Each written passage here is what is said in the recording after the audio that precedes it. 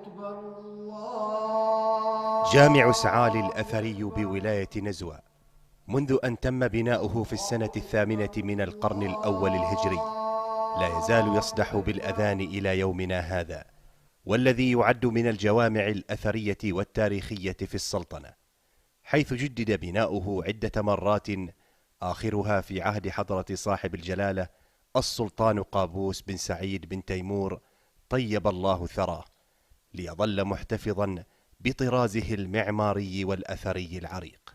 الجامع هذا الأثري لا زال عامرا بالمصلين، بني في السنة 8 الهجرة، أي ما يعادل الآن 1433 سنة. هذا الجامع الأثري لا يزال منبر ومعلما إسلاميا وعربيا، يقام فيه كثير من الدروس وتعاقب عليه كثير من الأئمة. الجامع الذي يبدو من الخارج أشبه بتكوين هرمي تحفه أضلاع مثلثة الشكل تقيم حيطانه، يحمل سقفه العالي أعمدة دائرية يبلغ عددها 12 عمودا كساها الترميم ثوبا جصيا أنيقا.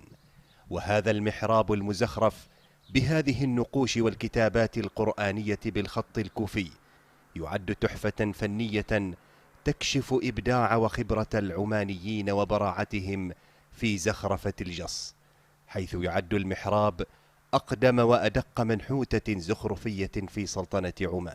المحراب اللي في الخلف الآن ترونه بني في السنة 650 هجري، يتكون من 22 ختما، وكل ختم من هذه الأختام مختلفة.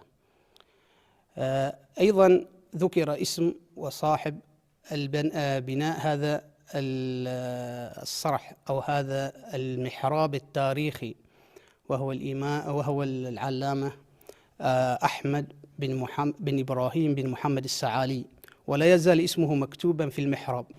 الجامع والذي يتفرد بهذا البرج الدائري الذي أعطى البناء فخامة معمارية تحيط به الحارات القديمة المحفوفة بحدائق النخيل، سيظل محتفظا بمكانته مؤديا لرسالته وبعده التاريخي والأثر الثقافي والحضاري.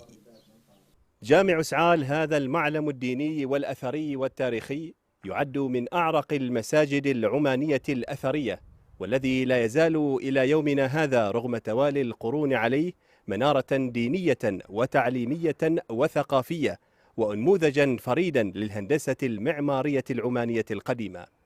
من محافظة الداخلية، علي بن جمعة الريامي، ولاية النزوة.